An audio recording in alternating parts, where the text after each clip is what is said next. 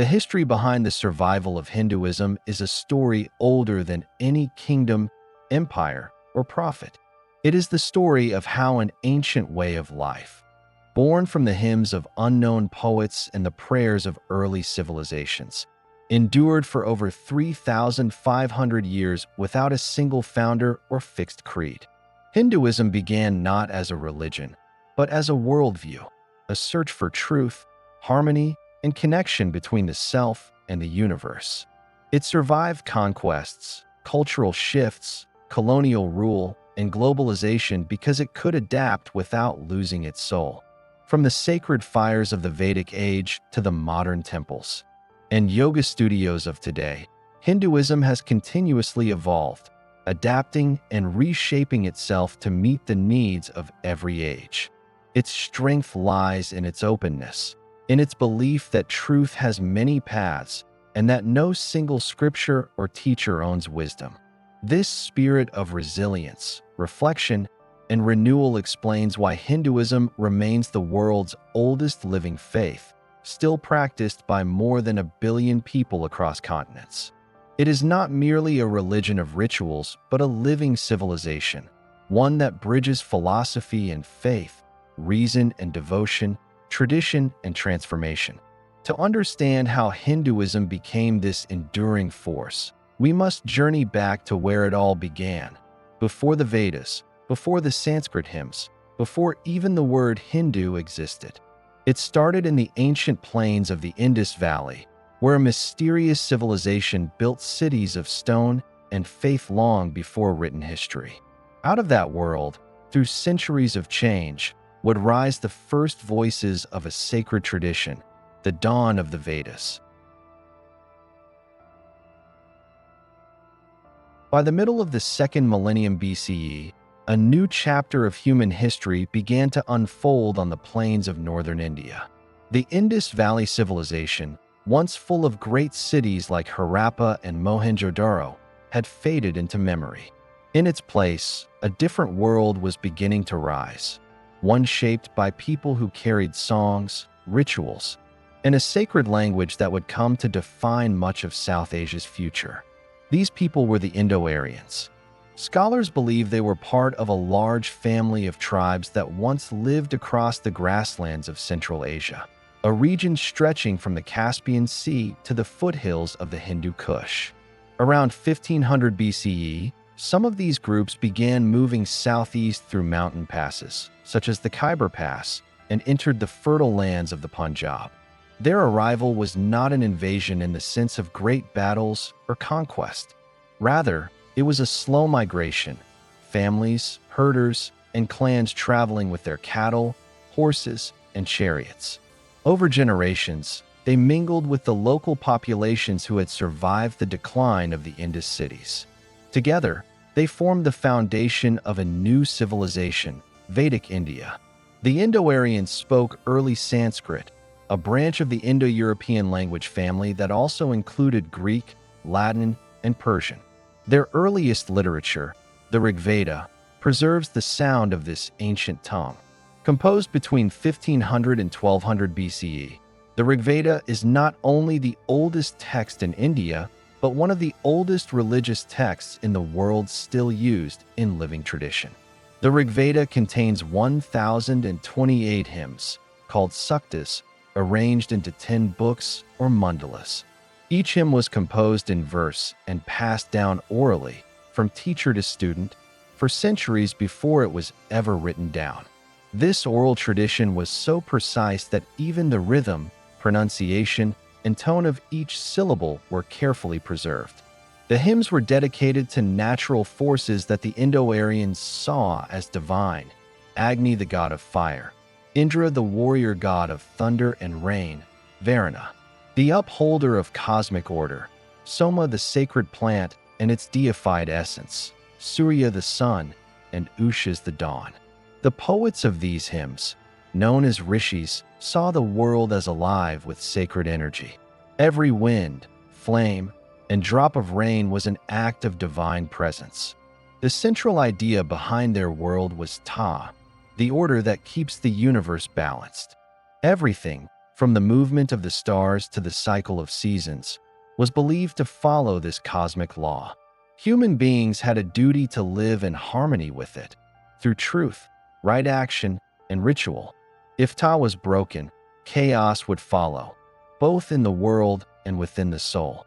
In the Rigvedic society, rituals were at the heart of life. Families gathered around sacred fires, offering milk, ghee, and grains to the gods while chanting hymns. These ceremonies were led by priests called Brahmins, who memorized the verses word for word. Fire, Agni, was the messenger between humans and gods, carrying the offerings upward as smoke. The Rigvedic people lived a semi-nomadic life. Their wealth came from cattle, and their communities were organized into tribes called janas, led by chieftains known as rajas. There was no single empire, only shifting alliances of clans. The hymns speak of small battles over cattle or territory, but they also show respect for the land and the river systems that sustain them, especially the Sarasvati and Indus rivers. Archaeological finds from regions like Haryana and Punjab reveal settlements that match this early Vedic world, villages with circular fire altars, pottery styles known as painted gray ware, and evidence of horse bones which were rare in earlier Indus sites. The chariot, drawn by horses, also appears in both Vedic hymns and archaeological remains, symbolizing power and speed. As generations passed, the Rigvedic society became more settled. Agriculture expanded, iron tools began to appear around 1200 BCE, and communities moved eastward into the Ganges plain. This movement marks what historians call the later Vedic period. But even in this earlier stage, we see the beginnings of the ideas that would later shape Hinduism. In the Rig Veda, there is no temple or idol worship. The divine is present in nature, in rivers, in the dawn, in fire. Yet some hymns already point toward a deeper philosophical search. In one of the most famous, the Nasadiya Sukta, Hymn of Creation, the poet wonders how the universe began. Who truly knows, and who can here declare it? Whence it was born, and whence comes this creation? The gods are later than this world's formation. Who then can know whence it first came to be? This question, humble, skeptical, from their chants beside ancient fires, a civilization began to take shape, one that would survive empires, conquests, and centuries. The Vedic world gave humanity one of its oldest voices, a voice still heard whenever someone, anywhere in the world, lights a lamp and whispers a prayer to the eternal light within. Around 1500 BCE, a major cultural change began in northern India. New people speaking an early form of Sanskrit arrived in the region once ruled by the cities of the Indus Valley. Archaeology shows that the great urban centers such as Mohenjo-daro and Harappa had already declined a few centuries earlier. Their brick houses and wide streets were slowly being covered by sand and time. The newcomers did not rebuild these cities. Instead, they brought with them a very different way of life, one based on herding, farming, and oral tradition. This new age is called the Vedic Age, named after the collection of sacred poems known as the Vedas. The Indo-Aryans, as historians call these migrants, came from Central Asia or possibly southern Russia. Their language belonged to the same family as Greek, Latin, and Persian, the Indo-European group. They traveled in small clans with cattle, horses, and chariots. To them, cattle were symbols of wealth and power. Battles were often fought over herds, not territory. They followed rivers like the Sarasvati and the Indus, settling across the Punjab, a name that literally means land of 5 rivers. At first, their communities were simple. They lived in wooden houses or huts, surrounded by forests and grasslands. But they had a strong oral culture. Their priests, called rishis, composed long hymns in praise of natural forces, the sun, fire, wind, sky, and rain. These hymns were memorized carefully and passed down from one generation to the next. Around 1500 BCE to 1200 BCE, These songs were collected into the oldest Vedic text, the Rig Veda. It remains one of the world's earliest religious compositions still in continuous use. The Rig Veda tells us much about life in this early period. It describes a world full of gods, but also a society of warriors and chiefs. The people were divided into groups called janas, each led by a raja, a chief who ruled with the help of elders and priests. There were frequent conflicts between tribes as they competed for cattle, land, and prestige. Some hymns celebrate victories. Others speak of peace and alliances. Fire, called Agni, played a key role in rituals. Priests poured offerings of butter and grain into the flames while reciting verses to the gods. Through fire, they believed, humans could speak to the divine. One of the most important gods in these hymns was Indra, the thunder-wielding warrior who rode a chariot and battled demons of chaos. There was also Varuna, the guardian of cosmic order, Surya, the sun, Vayu, the wind, and Soma, both a plant and a sacred drink used in rituals.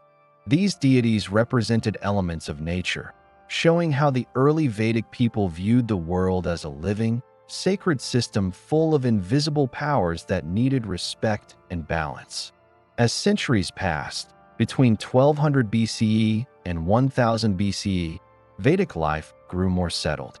The Indo-Aryans began to clear forests and cultivate the fertile plains along the Ganges River. Small villages turned into early towns. The Rajas became more powerful, turning into regional kings. The idea of Varna, or class, started to take shape. In the Rigvedic period, this was not yet the rigid caste system seen later. Instead, society was grouped into four main categories: Brahmins, priests, Kshatriyas, warriors, Vaishyas, farmers and herders, and Shudras, servants or laborers. These divisions reflected function, not birth, though over time they became hereditary. By about 1000 BCE, the Vedic people had spread across northern India.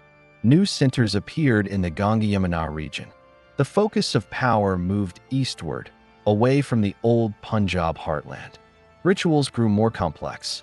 Fire sacrifices called yajnas involved multiple priests, long chants, and costly offerings. These rituals were believed to maintain the order of the universe, known as Rita. The role of the priestly class became more central, as they claimed to hold the knowledge needed to please the gods and keep the cosmos in harmony. The language of the hymns, early Sanskrit, was not yet written down.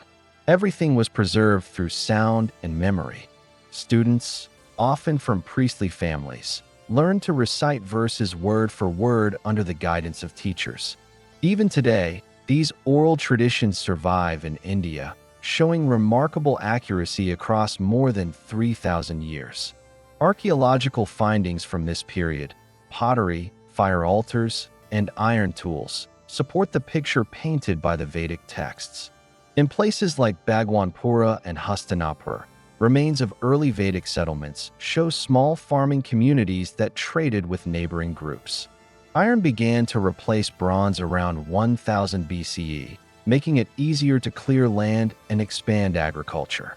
This technological shift helped the rise of larger kingdoms in the centuries that followed. It is during this late Vedic period that we first see the roots of ideas that would later define Hinduism. Concepts such as karma, action and consequence, dharma, duty or moral order, and samsara, the cycle of rebirth, began to emerge in early thought.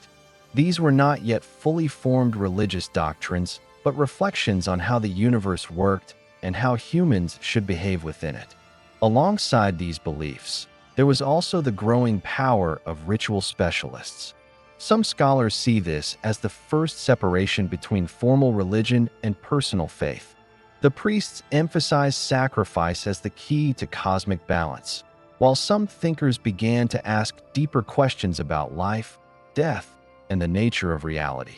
These questions would eventually lead to the philosophical writings known as the Upanishads centuries later. By around 1000 BCE, The early Vedic age was coming to an end. The hymns of the Rig Veda had been followed by three other collections, the Sama, Yajur, and Atharva Vedas. Together, they formed the foundation of the Vedic canon.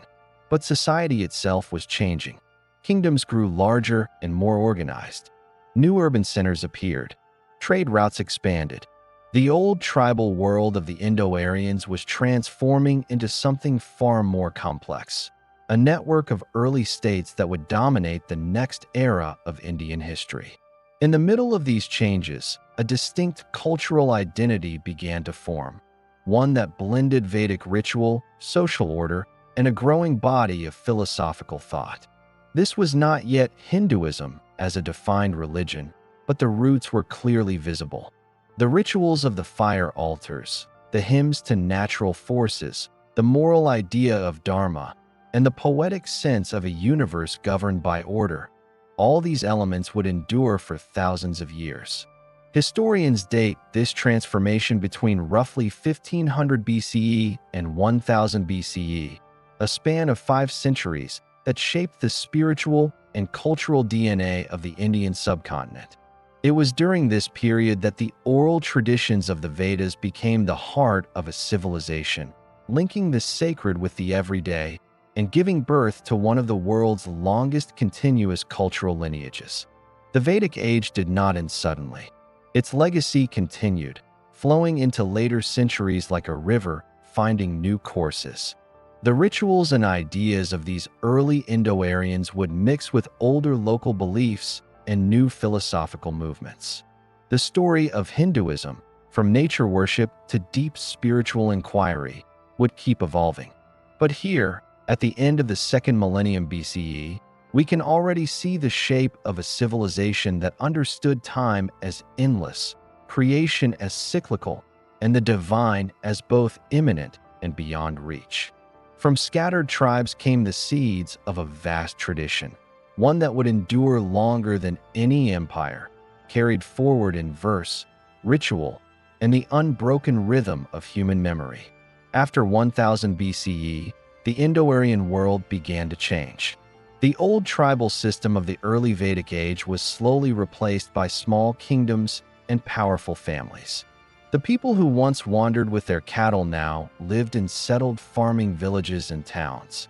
Iron tools allowed them to cut through forests and open new lands for farming, especially in the rich plains of the Ganges River. With more food came more people, trade, and wealth, and this growth marked the start of what historians call the later Vedic age, from about 1000 to 600 BCE. In this new world, society became more structured. The idea of Varna, or social class, grew stronger. The Brahmins, the priests, stood at the top because they performed sacred rituals and guarded spiritual knowledge. Below them were the Kshatriyas, the warriors and rulers who protected the land. The Vaishyas, who were farmers, herders, and traders, formed the productive middle. At the bottom were the Shudras, laborers, and servants who supported the others. This four-class system was first mentioned in the Purusha Sukta, a hymn from the later Rig Veda, and became deeply rooted over time. By 900 BCE, several important kingdoms had emerged in the Ganges-Yamuna region. Among them were Kuru, Panchala, and Kosala. The Kurus, based near modern Haryana and Delhi, played a leading role in shaping Vedic traditions. They organized rituals and gatherings where priests and scholars discussed theology and law. It was here that the earlier Vedic hymns were arranged and codified into the four main Vedas: Rig Veda, Yajur Veda, Samaveda, and Atharva Veda. These were followed by the Brahmanas, long prose texts explaining the meaning of rituals and sacrifices. The Aranyaka, or forest books, came next, exploring the inner meanings behind rituals, often studied by hermits and sages who lived away from society. Finally came the Upanishads, a collection of philosophical writings that asked deep questions about the self, the universe, and the nature of reality. This entire body of literature, the Vedas, Brahmanas, Aranyaka, and Upanishads, forms what we now call the Vedic corpus. Together, they mark one of the greatest intellectual achievements in ancient history. But before the Upanishads appeared, life in these kingdoms was practical and complex. Agriculture was the foundation of the economy. Wheat, barley, and rice were grown in abundance. Iron plows and tools increased productivity, and trade spread through river routes. The Ganges River became the lifeline of this expanding civilization. Towns grew along its banks, connected by paths where traders carried salt, grains, metals, and cloth.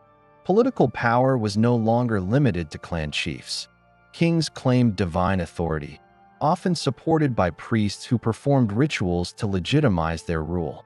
The Rajasya, royal consecration, and Ashvamedha, horse sacrifice, were among the grand ceremonies that symbolized power and sovereignty. These events were elaborate and expensive. Hundreds of animals were sacrificed, and entire communities took part. Such rituals reinforced both royal and priestly dominance.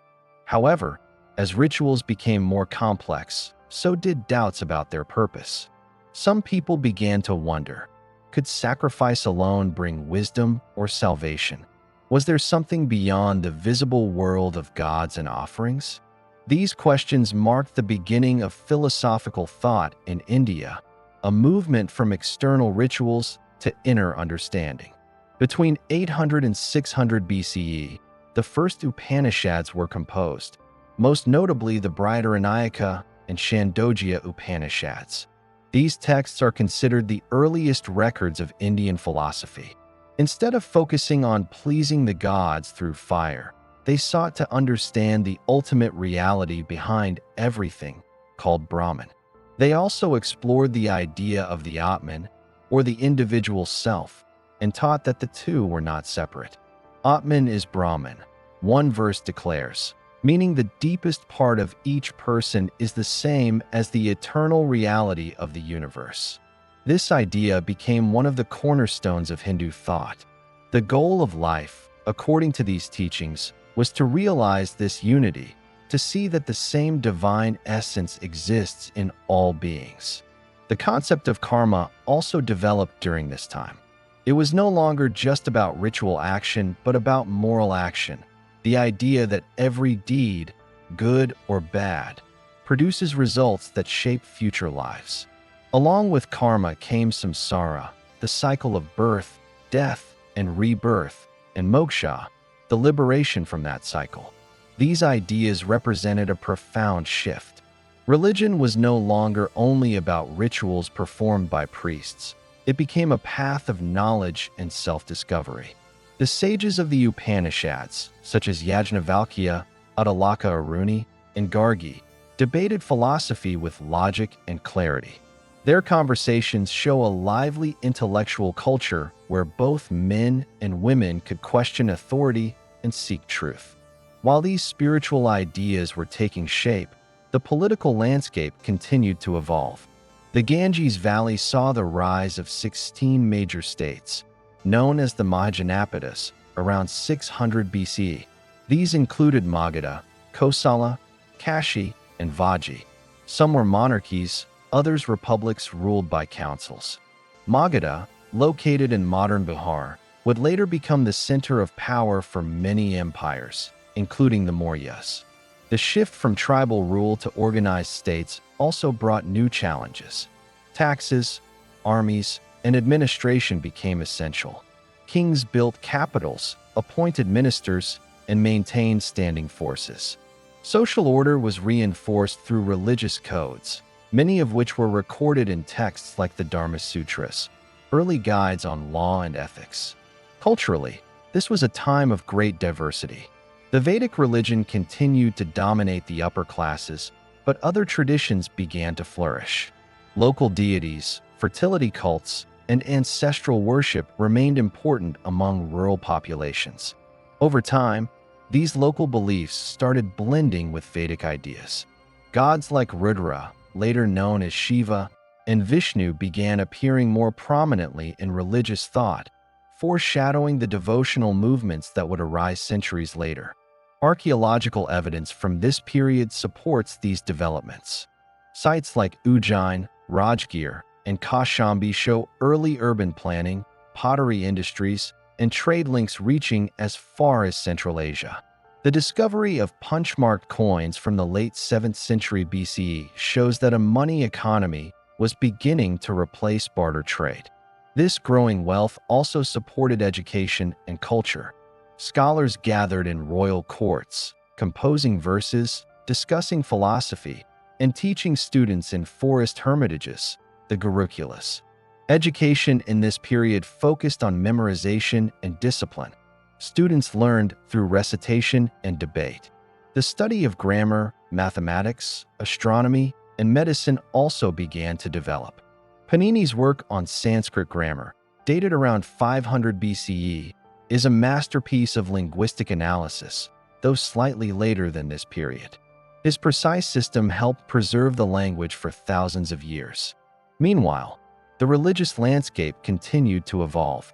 The Upanishadic thinkers emphasized knowledge, jnana, but some began to seek simpler paths to truth.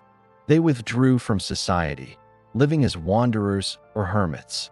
These shramanas, seekers, rejected ritual authority and the dominance of priests. They believed that meditation, self-control, and moral living could lead to enlightenment.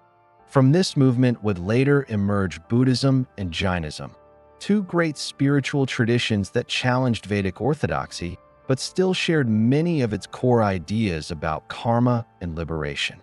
By the end of the later Vedic period, around 600 BCE, India had entered a new age of ideas and kingdoms. The foundations of Hindu thought were firmly laid. The belief in the eternal soul, the cycle of rebirth, the moral law of karma, and the search for moksha. The Vedic religion had evolved from hymns to gods into a complex spiritual system capable of philosophical reflection. The fire altars still burned, but many minds were now turning inward. The old gods of thunder and rain had not disappeared, but people were beginning to see them as symbols of deeper truths. A verse from the Rig Veda had already hinted at this change centuries earlier. Truth is one, though the wise call it by many names. By 600 BCE, that single idea had become a guiding light, one that would carry Hinduism through every age that followed. By 500 BCE, India was full of kingdoms, traders, and travelers. The Ganges Valley had become the heart of civilization, with cities like Rajagraha, Varanasi, and Pataliputra rising as centers of wealth and power. People spoke many languages and followed many beliefs. Out of this diversity came both change and creativity. The old Vedic faith had already begun to evolve, and now new religions, Buddhism and Jainism, appeared, questioning the role of ritual and caste. Yet, instead of fading, Hinduism absorbed these ideas, reshaped them, and continued to grow. The 6th century BCE, in this dialogue, the warrior Arjuna hesitates to fight in a terrible war. His charioteer, Krishna, an incarnation of the god Vishnu, teaches him about action, faith, and devotion. Do your duty without attachment, Krishna says. Act, but do not cling to the fruits of action. This idea of karma yoga, the path of selfless work, became one of Hinduism's central teachings. The Gita also brought together earlier philosophies. It spoke of Atman and Brahman from the Upanishads, but made them personal and practical. The Ramayana, usually credited to the poet Valmiki, tells another story, that of Prince Rama, his wife Sita, and the demon king Ravana. Rama's long journey from exile to victory is not just a legend of heroism, but a lesson in virtue and loyalty. Sita's devotion and courage became ideals of womanhood. Rama's fairness and faithfulness became symbols of righteous kingship. Both epics helped shape Indian culture more deeply than any ritual or law could. They gave ordinary people a language for faith, family, and morality. During this same era, Hinduism was no longer limited to the spoken word. Temples began to appear in stone and brick. Earlier, worship had been performed in the open air, around fire altars or sacred trees. By the 3rd century BCE, under the Maurya Empire, especially during the reign of Ashoka the Great, 268 to 232 BCE, religious tolerance and artistic growth flourished. Though Ashoka became a Buddhist, his empire was home to all faiths, and his policies of nonviolence and moral duty echoed older Vedic principles. After Ashoka's death, smaller kingdoms spread across India, each developing its own art and devotion. The Kushan Empire, c. 30 to 375 CE, in the northwest encouraged trade along the Silk Road and brought Greek, Persian, and Indian influences together. Sculptures from Mathura and Gandhara from this time show gods like Vishnu, Shiva, and Surya taking human form for the first time in art. The image of the divine was changing. Earlier texts had described gods as natural forces, fire, rain, or wind. But now they were imagined as personal deities with stories, families, and emotions. Vishnu became known as the preserver of the universe, taking many avatars, including Rama and Krishna. Shiva, once the fierce god Rudra, evolved into both destroyer and creator, a symbol of change itself. The goddess Devi took countless forms: Durga, the warrior; Lakshmi, the giver of fortune; Sarasvati, the muse of wisdom; and Parvati, the mother of the world.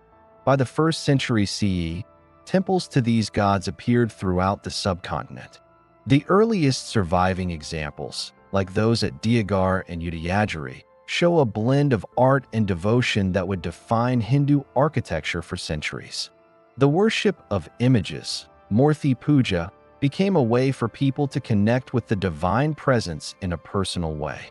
This period also witnessed the rise of new schools of philosophy known as the Darshanas. Around 200 BCE to 400 CE, thinkers developed 6 classical systems: Nyaya, logic; Vaisheshika, physics and metaphysics; Sankhya, cosmic dualism; Yoga, discipline of body and mind; Mimamsa, ritual interpretation; and Vedanta, spiritual realization. Each of these explored different paths to truth but shared the same belief in an ordered universe and the pursuit of liberation, moksha. Meanwhile, society and politics were also changing. The Maurya Empire, 321 to 185 BCE, founded by Chandragupta Maurya, united much of India under one rule for the first time. His grandson Ashoka's moral policies spread a spirit of tolerance that allowed Hinduism, Buddhism, and Jainism to coexist peacefully. After the Mauryas, the Shunga and Satavahana dynasties continued to patronize Vedic sacrifices and Hindu temples, even as they absorbed Buddhist ideas. The constant exchange of ideas created a flexible culture. Hinduism did not reject the teachings of other traditions. Instead, it reinterpreted them. The idea of ahimsa, nonviolence, gained importance. The law book known as the Manusmriti, compiled around 200 BCE to 200 CE, tried to define the moral duties of each class and stage of life.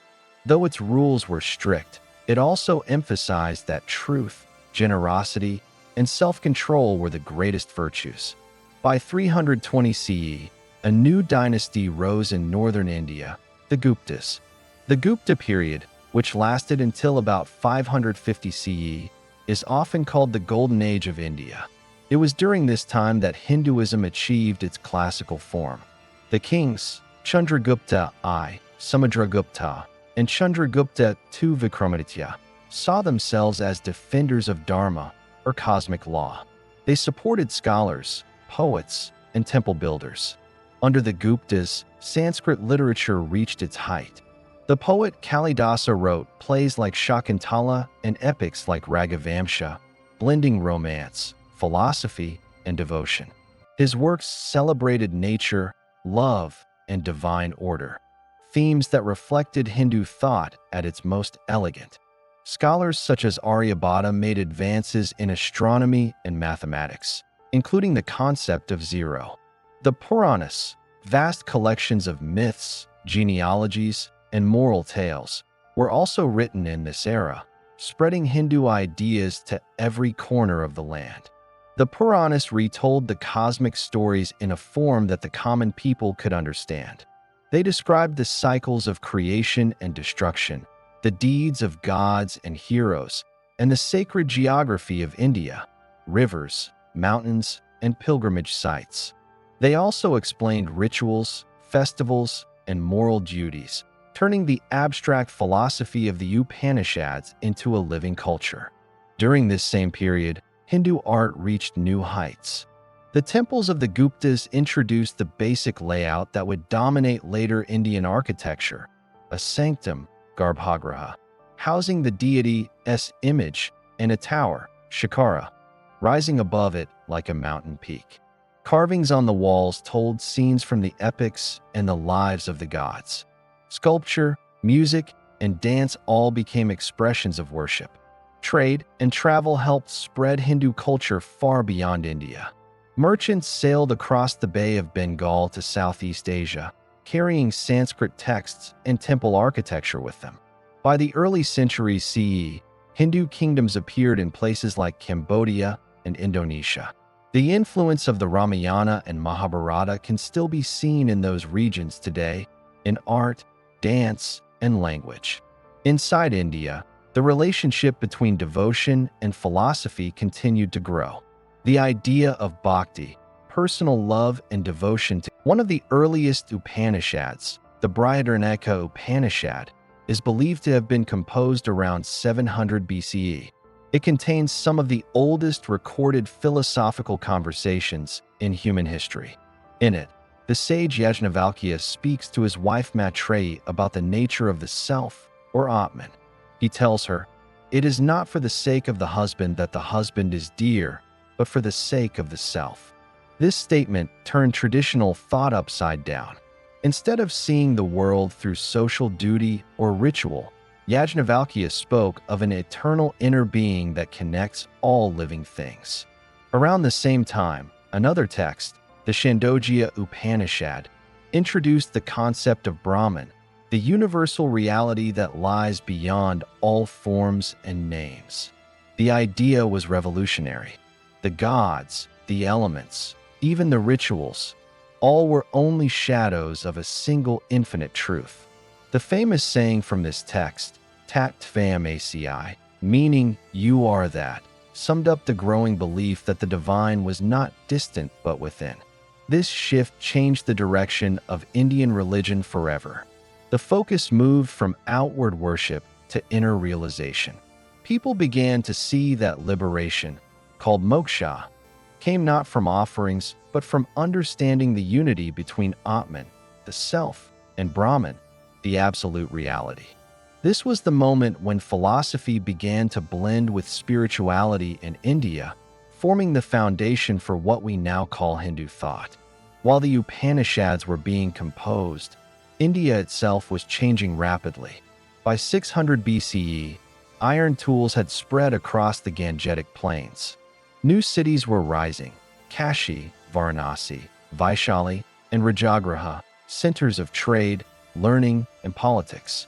The population grew, and so did complexity in society. A new class of thinkers, known as Shramana's, began to appear outside the authority of the Brahmin priests. They were wanderers and ascetics, people who left their homes to search for truth through meditation, self-control, and renunciation. The Shramana movement became a powerful counterpoint to the old Vedic religion. Some of these ascetics later founded new paths, including Jainism and Buddhism, but their roots lay in the same intellectual climate that produced the Upanishads.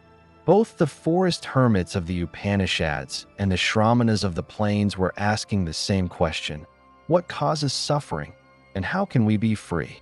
One of the most important ideas to emerge in this era was karma. Earlier Vedic texts had used the term to mean ritual action, but in the Upanishads, karma took on a deeper meaning: the moral law of cause and effect. Every deed, good or bad, had consequences that shaped one's future birth. Life was seen as a cycle, samsara, of birth, death, and rebirth. The goal was to break free from this endless wheel and reach liberation. The Katha Upanishad, composed around the 5th century BCE, captured this new spiritual vision through the story of a young boy named Nachiketa, who speaks with Yama, the god of death. Yama teaches him that the soul, or Atman, is eternal and indestructible. The self is not born, nor does it die, Yama says. It is not slain when the body is slain. Such words reflected a major philosophical evolution, a move from the ritual world of the Rig Veda to the inner world of reflection and realization. During this time, India was also becoming more politically unified. Powerful kingdoms like Kosala, Magadha, and Vats were emerging in the north. Urban centers led to new forms of wealth and social mobility. This environment encouraged debate and the exchange of ideas. Philosophers, teachers, and students gathered in monasteries and forests to discuss the nature of existence. The Upanishads, though written in Sanskrit, captured the voices of people from many backgrounds: priests, hermits, and laypeople alike. Around 600 BCE, the tradition of oral transmission was at its height. The Upanishads were memorized, not written. Teachers would recite verses to students who repeated them until they were perfect. This oral culture preserved the subtle rhythm and tone of the texts. Even today, some Vedic schools in India continue this unbroken tradition. The Upanishadic age also marked the beginning of the idea of nonviolence, or ahimsa. As people turned inward, compassion for all living beings grew stronger. The belief that every soul is part of the same universal essence encouraged respect for life. Later, this principle became central not only to Hinduism, but also to Jainism and Buddhism. By the 6th century BCE, the world of ideas was in full motion. The teachings of the Upanishads began to spread beyond small groups of forest students. They influenced poets, rulers, and common people. The great truth that the divine lives within gave rise to personal devotion and the idea that enlightenment could be reached through knowledge and discipline. This period also marked the beginning of Gurukul systems, forest schools where students lived with their teachers in simple huts, studying scriptures and philosophy. Education wasn't just about reciting verses. It was about forming character, learning self-control, and understanding one's place in the universe. These centers of learning later evolved into the great philosophical universities of India, like Takshashila and Nalanda. Meanwhile, the world outside India was also undergoing great changes. In Greece, philosophers like Thales and Pythagoras were beginning to question the nature of the cosmos. In China, Confucius and Laozi were redefining ethics and balance.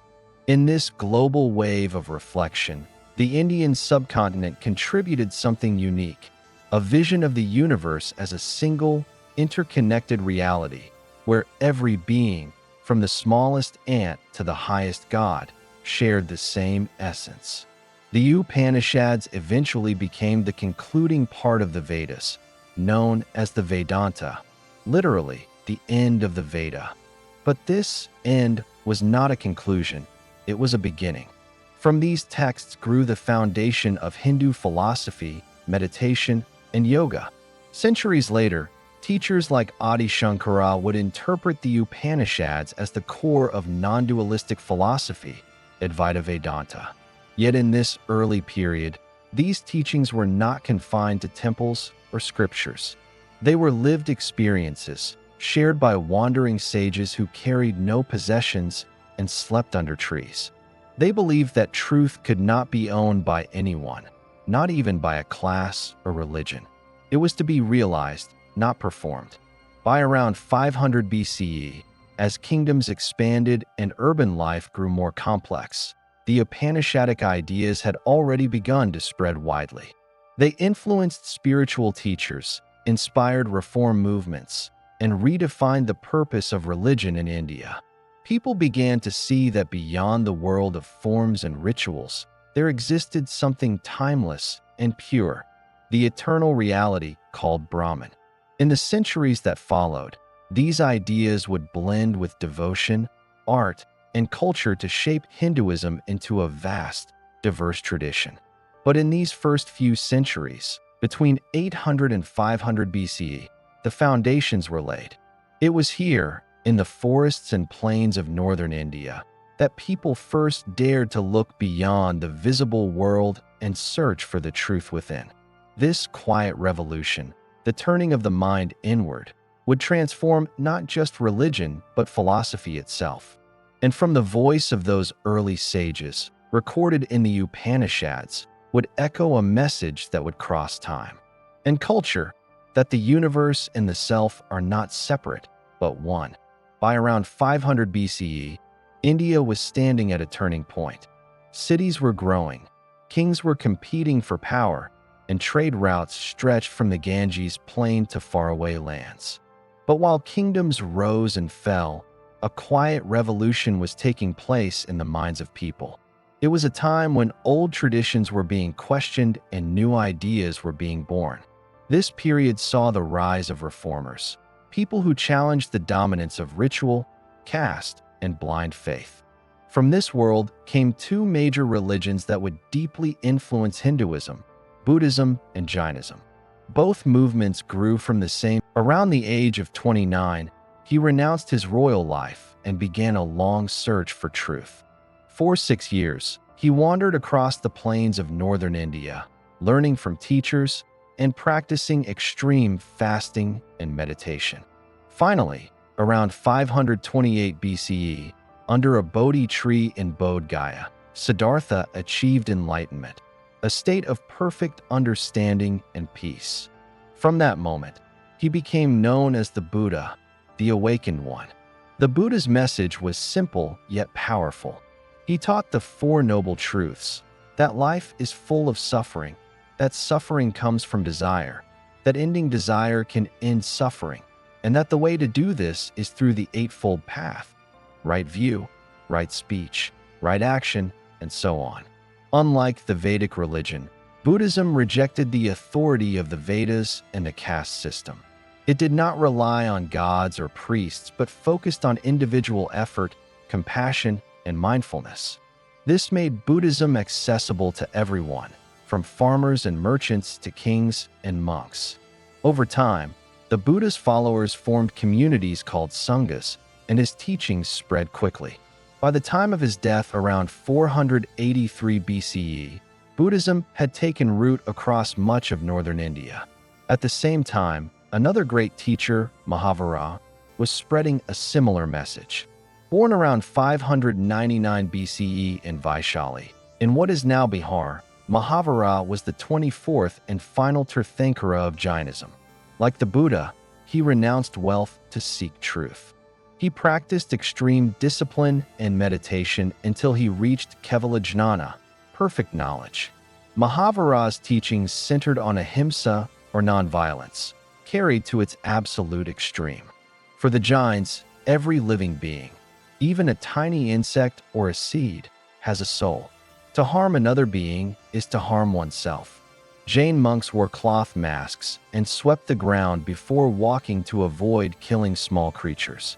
This intense respect for life made Jainism one of the most disciplined and ethically focused traditions in world history. The rise of Buddhism and Jainism marked a turning point. They challenged the authority of the Brahmins and questioned the need for animal sacrifices, which had been central to Vedic rituals. Instead, they preached personal responsibility, ethical living, and meditation. These ideas began to influence mainstream Hindu thought deeply. Around the same time, India's political landscape was also shifting. By 500 BCE, a group of 16 major kingdoms known as the Mahajanapadas had emerged. Among them, Magadha, in present-day Bihar, became the most powerful. Its rulers supported both religious debate and the expansion of trade. Magadha's capital, Rajagriha, later Pataliputra, modern Patna, became a center of learning and philosophy. It was in this atmosphere of intellectual freedom that Buddhism and Jainism flourished. Monasteries and hermitages appeared along major trade routes, becoming places where monks and merchants exchanged not only goods but also ideas. For the first time, religion began to move beyond the control of any one class or region. After the Buddha's death, his followers gathered to preserve his teachings and councils. The first such council was held at Rajagriha around 483 BCE, where monks recited his teachings to keep them alive through oral tradition. Over time, as different interpretations developed, Buddhism split into various schools, most notably Theravada and Mahayana. By 327 BCE, when Alexander the Great invaded northwestern India, these new religions were already established. Greek historians who accompanied Alexander, like Megasthenes, later on, wrote about the philosophers and ascetics of India, describing them as gymnosophists, naked wise men who lived with great discipline. Their writings provide some of the earliest external accounts of India's spiritual landscape. A few decades later, in 321 BCE, a young man named Chandragupta Maurya arose to power, founding the Mauryan Empire, one of the greatest in Indian history. His empire stretched from Afghanistan to Bengal. Chandragupta's advisor, Chanakya, also known as Kautilya, wrote the Arthashastra, a text on statecraft and governance that remains one of the most sophisticated political works of the ancient world. But it was Chandragupta's grandson, Ashoka the Great, who would change Indian religion forever. When Ashoka came to the throne around 268 BCE, he expanded the Mauryan Empire through conquest. The turning point came after the Kalinga War around 261 BCE, a brutal conflict that caused immense suffering. Historical inscriptions say that Ashoka was filled with remorse after seeing the death and pain caused by his army. He turned to the teachings of the Buddha for peace. From that moment, Ashoka became one of the greatest patrons of Buddhism.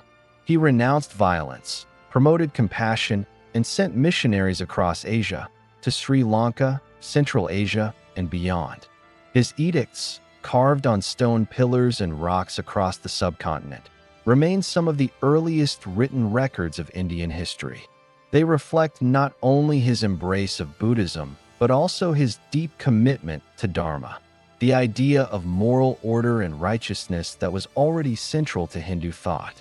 Ashoka's reign showed how the moral and ethical ideas of Buddhism and Hinduism could blend. His concept of Dharma included kindness, tolerance, and respect for all religions, a reflection of the pluralistic spirit of ancient India. Even though he was a Buddhist, Ashoka supported Hindu temples and Jain monks as well.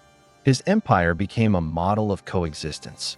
By 200 BCE, after Ashoka's death, the Mauryan Empire began to decline. But his influence and the teachings of the Buddha and Mahavira continued to shape Indian thought for centuries. The rise of these reform movements didn't destroy Hinduism. Instead, they transformed it. Many Hindu thinkers adopted Buddhist and Jain ideas into their own systems. Concepts like karma, ahimsa, samsara, and moksha became shared across traditions. Over time, Hinduism began to adapt and respond. The older Vedic gods became less central, and new forms of devotion began to appear. People started worshiping gods who were closer to them, personal deities who cared about their lives and struggles. The seeds of bhakti, devotion to a personal god, were already being planted. This blending of ideas is what made Indian religion unique. Instead of dividing sharply, it absorbed and transformed. Buddhism spread across Asia, while Hinduism continued to grow within India, reshaping itself with new insights. By the late 3rd century BCE, India had become a crossroads of philosophy. In the north, Buddhist monasteries thrived. In the south, early Tamil poetry celebrated gods and human emotions. Across the subcontinent, the search for truth continued, not through war or conquest, but through introspection and compassion. The period between 500 and 200 BCE was one of transformation. It saw the end of the old Vedic world and the birth of new spiritual paths that emphasized ethics, equality, and the inner journey. From the crowded streets of Pataliputra to the quiet forests of Bodh Gaya, people were asking the same question: how should one live? The answers that emerged would guide Indian civilization for thousands of years. And though the Buddha and Mahavira founded separate religions, their teachings never truly left the Indian heart. Their messages of nonviolence, truth, and awareness became part of Hinduism's evolving story, showing that the search for meaning, once begun, never truly ends. In August 1947, India finally became free after almost 200 years of British rule. The air was filled with joy, hope, and a sense of rebirth. But independence also came with pain: the partition of India and Pakistan. Millions of people were forced to move across new borders, and thousands lost their lives. It was one of the largest human migrations in history. In the middle of this chaos, the spirit of India, shaped for over 3,000 years by Hindu civilization, had to find its balance once again. For the first time in modern history, the people of India were free to decide their future. The new constitution, written in 1949, made India a secular democracy, meaning no single religion would rule over others. Yet, Hinduism remained the cultural backbone of the country. It was not an official religion. After independence, India's leaders faced a new challenge: how to modernize without losing cultural identity. Prime Minister Jawaharlal Nehru wanted a modern, scientific, and industrial India. Yet, even as factories, schools, and cities grew, ancient traditions continued to guide the moral life of the people. Hinduism adapted once again, not through temples or rituals alone, but through how people lived, thought, and expressed themselves. During the 1950s and 1960s, India began to rebuild. New states were formed, languages recognized, and democracy took root. Hindu festivals like Diwali, Holi, and Durga Puja became national celebrations, cutting across religion and class. Even those who did not call themselves religious joined in the colors, lights, and songs. At the same time, Hinduism was spreading quietly across the world. Migration, education, and travel took Indian culture to every continent. In 1965, the U.S. Immigration Act opened doors for Indian professionals and students to move abroad. They carried their faith, food, and festivals with them. Temples were built in London, New York, Durban, and Toronto. Wherever they went, Hinduism found new homes. Meanwhile, in the West, a spiritual curiosity was growing. In the 1960s and 1970s, young people began searching for meaning beyond material success. Books like Autobiography of a Yogi by Paramahansa Yogananda, first published in 1946, inspired many to explore meditation and yoga. Indian teachers like Swami Sivananda, Maharishi Mahesh Yogi, and Swami Prabhupada brought Hindu philosophy to Western audiences. Prabhupada, the founder of the International Society for Krishna Consciousness, ISKCON, in 1966, made devotion to Krishna known across the world. His movement, often called the Hare Krishna movement, attracted thousands of young followers. Through music, dance, and chanting, ISKCON made Hindu devotion visible on the global stage. Around the same time, Maharishi Mahesh Yogi introduced transcendental meditation, a simple technique to calm the mind. It became famous after the Beatles visited India in 1968 to study under him. For the first time, millions in the West began to see Hindu practices not as strange rituals, but as paths to peace and self-understanding.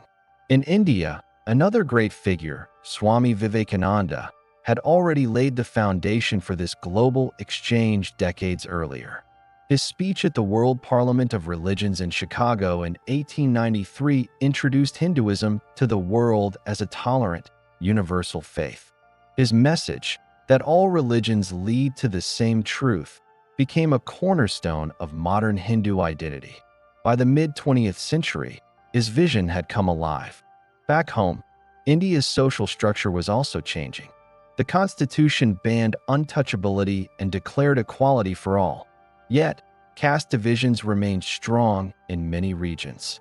Reformers and social movements continued the long struggle to make Hindu society more just. The teachings of saints like Ramakrishna Paramahansa, Vivekananda, and Sri Aurobindo were used to remind people that divinity lives in every being, rich or poor, man or woman. The 1970s and 1980s brought new waves of transformation. India began to modernize rapidly. Cities expanded, technology grew, and television reached every home. With it came new forms of expression, religious films, music, and public festivals that blended devotion with modern entertainment. The story of Ramayana, once recited in temples, was broadcast to millions on national television in 1987.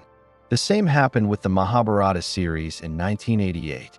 These shows made ancient stories part of everyday life again and shaped how millions of Indians imagined their past. But this period also brought conflict. Different political groups began using religion to claim power. In 1992, the demolition of the Babri Masjid in Ayodhya sparked violence between Hindus and Muslims, shaking India's secular ideals. It was a painful reminder that religion, when tied to politics, can divide as much as it unites. Yet, through these struggles, Hinduism as a spiritual path remains separate from the noise of politics. Its deeper message, that truth is one, but expressed in many ways, continued to guide millions. In the late 20th and early 21st centuries, globalization changed everything. India opened its economy in 1991, connecting more deeply with the world. Alongside this economic growth came a cultural revival. Ancient ideas found new relevance in modern life. Yoga, once practiced in forests and monasteries, became a worldwide phenomenon. Today, there are yoga centers in nearly every major city on Earth.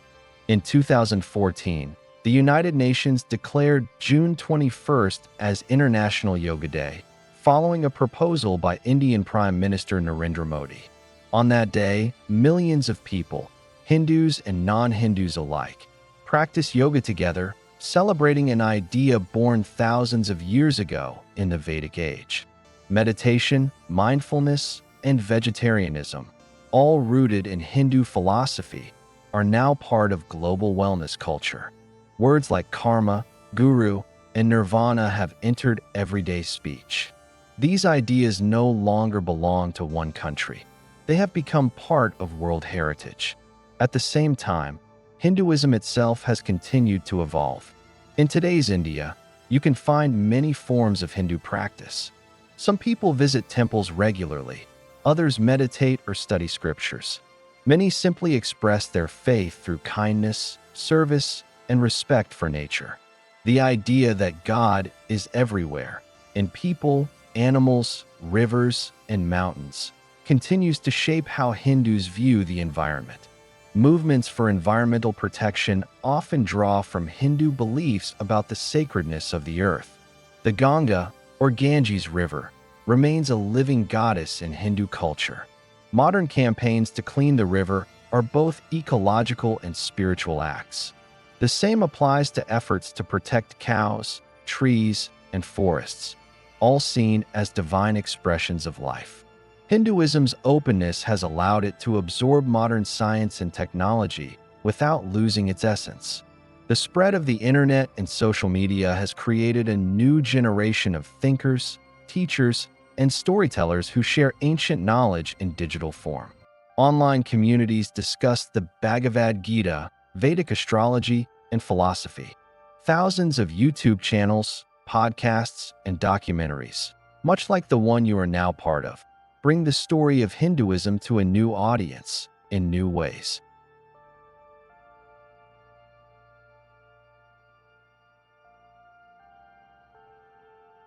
But with all this progress also comes debate.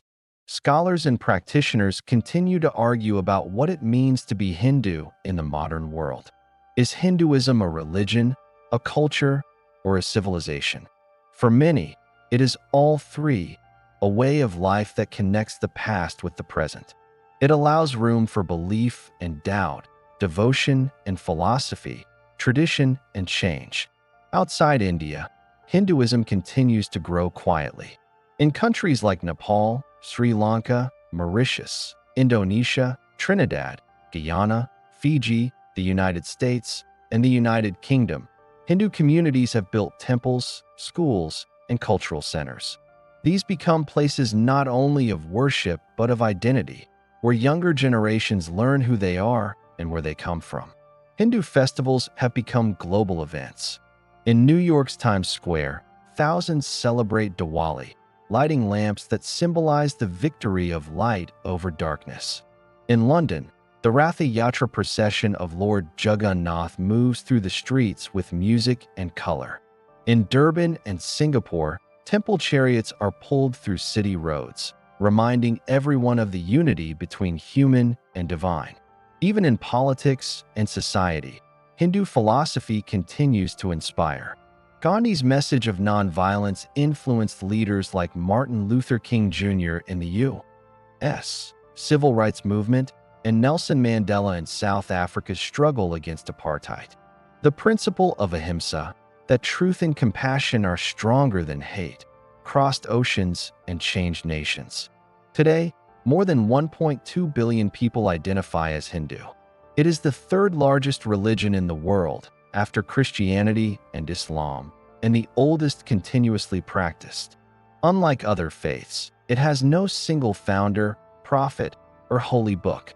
It is a living civilization, shaped by countless teachers, poets, and seekers over thousands of years. In the modern age, Hinduism continues to balance tradition and progress. Science and spirituality often meet on shared ground. The universe, once described in the Upanishads as infinite and cyclical, now finds echoes in modern cosmology. The search for consciousness, once limited to sages, has become a field of global study. And yet, despite all the change, the core of Hinduism remains the same. Its heart lies in the belief that truth is many-sided, that divinity lives in every being, and that the purpose of life is to realize our unity with all existence. From the ancient fire altars of the Vedic age to the glowing screens of the digital world, that message continues, quiet but constant. In every temple bell, every prayer, every act of kindness, the ancient voice of the Rig Veda still whispers across time. Ekam sat vipra baihuta vedani. Truth is one, but the wise call it by many names. The story of Hinduism did not end with independence, and it does not end today. It continues to evolve in India's villages and cities, in classrooms and on social media, in rituals and in the daily choices of a billion lives. From 1500 BCE to this moment, it has survived invasion, reform, colonization, and globalization, yet it remains alive, breathing through the faith and philosophy of its people. This is the strength of Hinduism. It changes, but it never dies. It bends, but it never breaks. It lives not just in scriptures or temples, but in the hearts of those who seek truth, peace, and unity with the world around them.